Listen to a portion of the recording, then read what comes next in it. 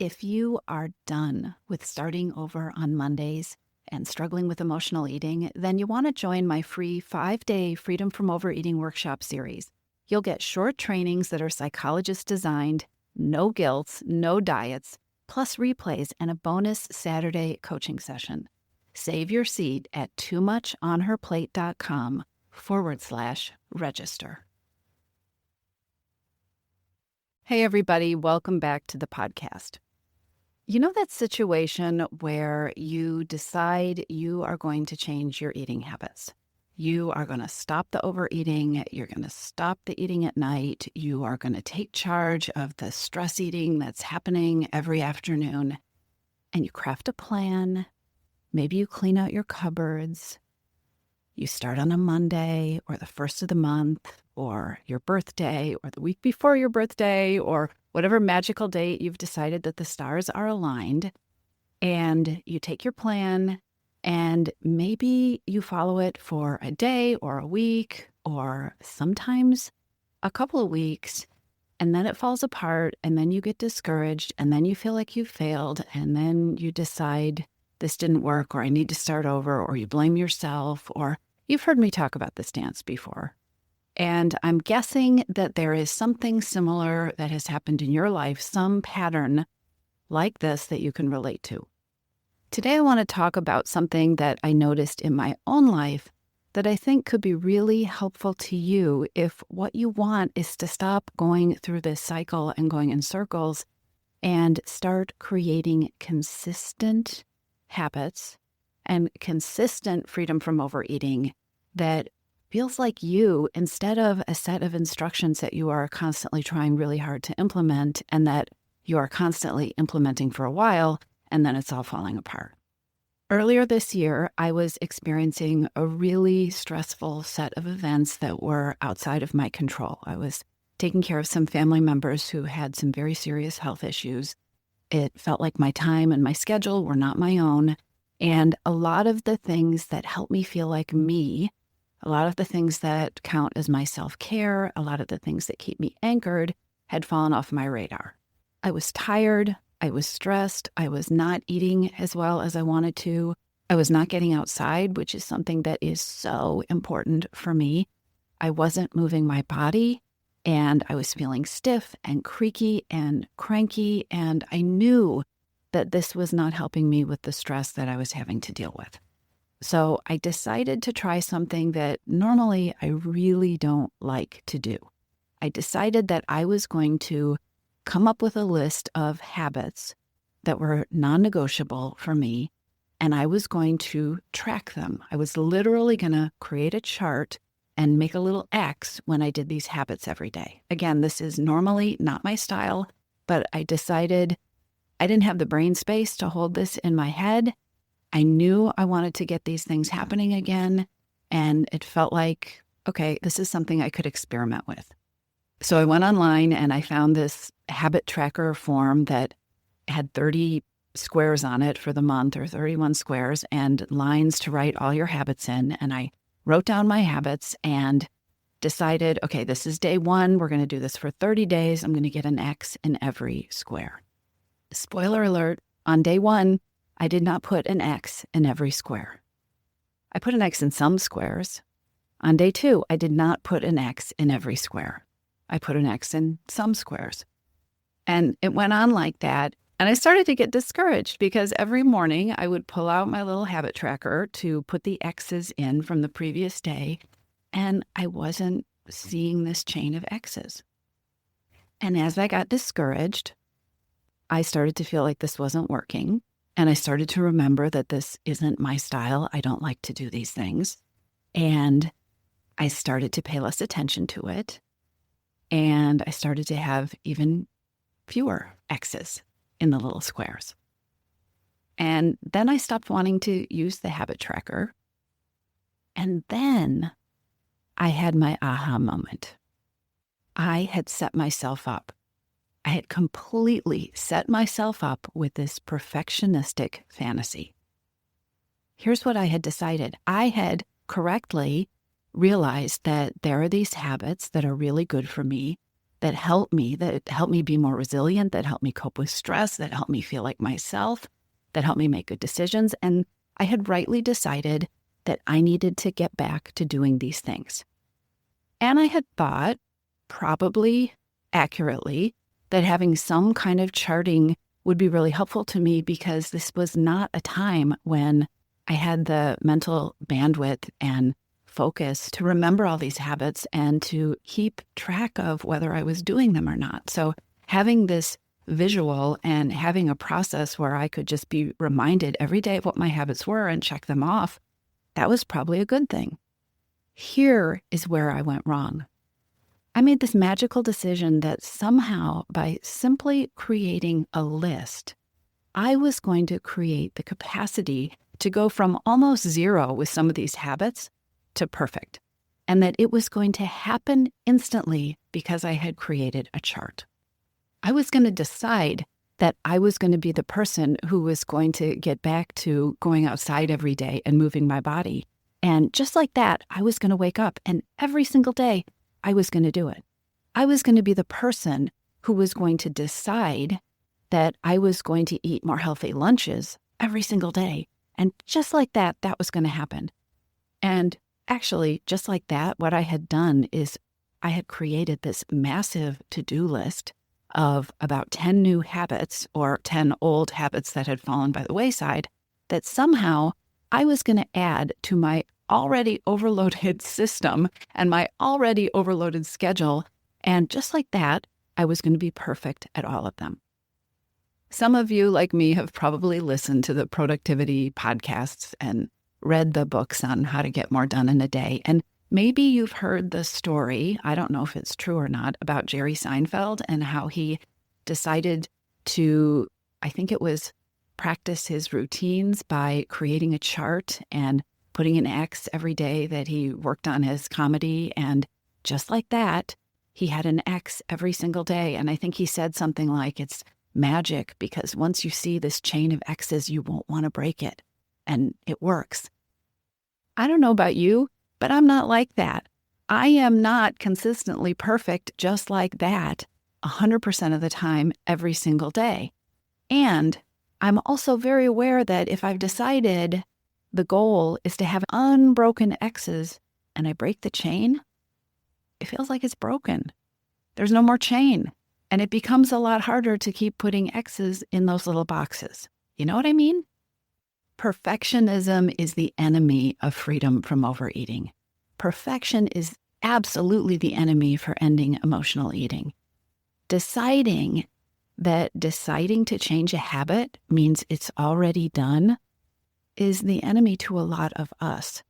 And the fuel that can ignite a lot of these cycles of feeling like you've blown it, feeling like it's all ruined, maybe doing a little binging or just finishing the food you started eating anyway, because since it's ruined, you're going to have to start all over again in the morning. Habits and consistency build over time.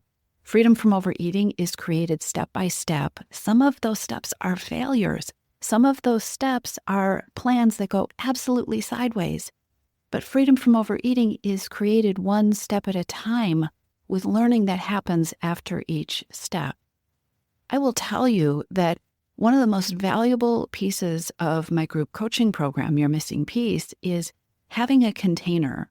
And by a container, I mean having a system and having a website full of resources and having coaching and having a community that helps you stay steady as you, like every single human being on the planet, as you don't put an X in every single box.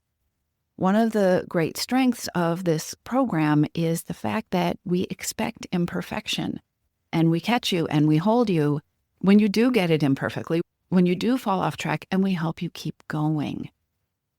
This sounds really simple, but our brains create a lot of havoc around this idea of needing to get it right or deciding I'm going to do something.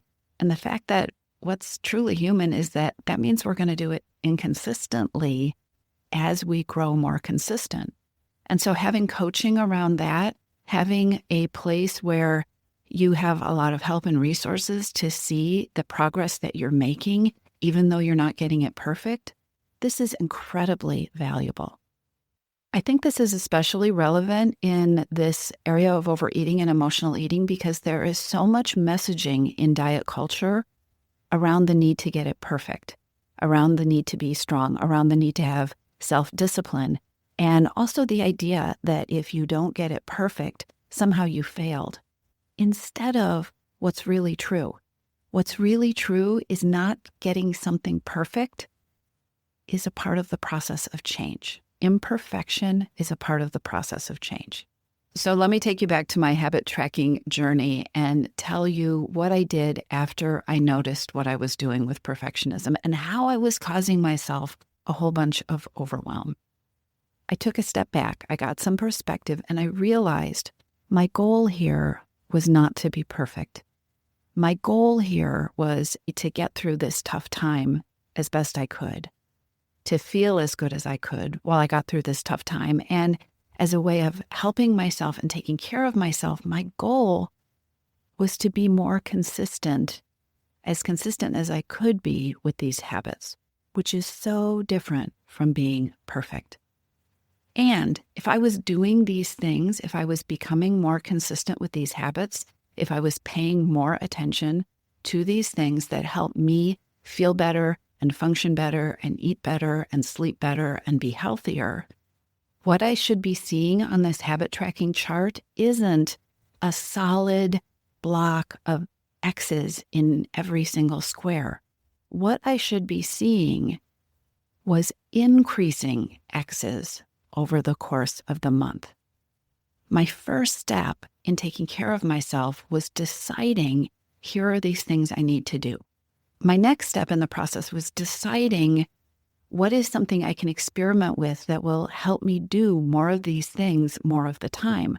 And that's when I went and found this habit tracker chart and decided, okay, this isn't my style, but desperate times call for desperate measures, and I'm going to try this. Printing out the chart, writing out my habits. Deciding we want to do something doesn't mean we instantly know how to do it. I know that. I teach that. I coach people around that all the time. And yet it was so easy to fall into that belief myself, right? What I needed, the next step of change for me, wasn't perfection. It was building more of these habits back into my life. And then gradually, step by step, increasing things as I had the capacity, as they became more habitual, as the habits became easier to do and were taking up less mental bandwidth or less efforting, right, to get myself to do them. My brain had been lying to me. My brain had been telling me that success meant starting and being perfect, when really success meant starting this 30-day or 31-day experiment. And at the end of the 31 days, seeing that I was getting more X's than I had at the beginning. What does this have to do with overeating and emotional eating? So much. So much of the time, women will start to work with me.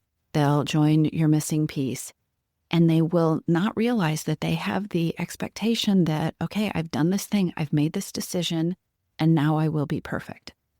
And a few days into the program or a week into the program, they'll come to our first coaching Zoom and they'll be so upset with themselves. I'm not doing enough. I feel behind. Nothing has changed yet.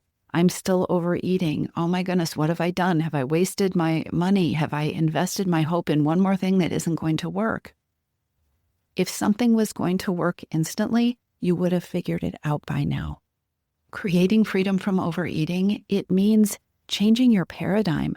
It means stepping outside of deprivation thinking. It means letting go of years and years and years of enculturation in diet culture.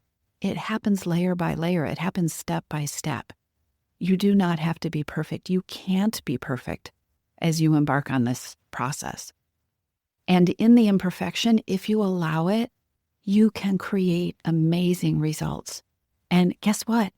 You can create amazing results. You can create freedom from overeating and peace with food, and you can continue to be imperfect. Nobody has a perfect relationship with food. Nobody is perfect 100% of the time. And when you take the pressure off, well, when you take the pressure off, do you realize how much pressure that is that you get to take off? Here's one more important thing that I want to make sure to mention because our brains are tricky and our brains tell us all sorts of inaccurate things all the time. And so many of these inaccurate things keep us stuck. What I just said is true. You're not going to get it perfect. If you start a 30-day project to create a new habit, you aren't likely to start on day one with 100% accuracy and be 100% for the next 30 days. I mean, if you could do that, doesn't that mean you already have the habit? But the fact that you are going to be imperfect, the fact that you are not going to put an X in every box, does not mean that you have to wait 30 days to see results. This is the lie our brains like to tell us. When somebody tells us that something is going to take time, that it is going to take time to build the habit, that it is going to take time and practice and failure to build consistency, our brain does that all or nothing thing again. Our brain so often sees, okay, nothing is going to happen for 30 days. I'm going to have to wait 30 days until I feel better. I'm going to have to wait 30 days until my eating changes. No, this isn't true.